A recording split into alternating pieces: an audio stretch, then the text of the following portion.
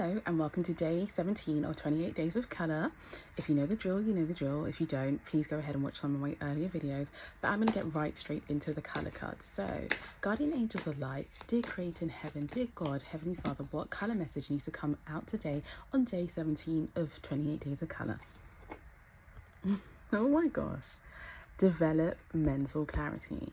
Now, the reason why I'm saying oh my gosh is because this card has come out before, and I think it's quite interesting that this is also on a moon day. The moon, it typically is associated with our intuition, refining that which is within. It is the psychic, the intuitive senses side of us. Yeah, does that make sense? So it rules those areas of our life, and I think it's quite interesting that develop your mental clarity has come up again as a card for us to work with. And the color purple being that of royalty, majesticness, richness. I think purple is also quite a deep color.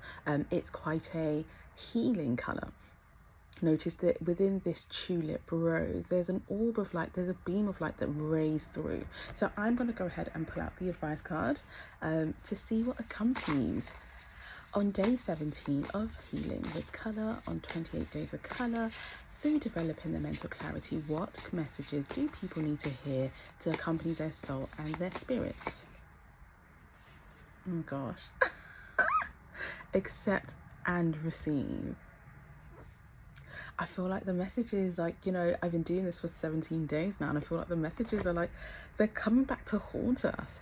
But accept and receive, develop mental clarity. Notice that this is almost like a lotus flower opening up its pores, I want to say, to receiving that which the universe and the world around us is trying to bless us with. Maybe there are blessings that, you know, have been deep-seated in the underground stages that you physically have not been able to see, but you might need to develop mental clarity in order to accept and receive these blessings that are on their way to you. Blessings can also come in the form of wisdom, knowledge, further insights, downloads that are being shared with you at this precise time and moment.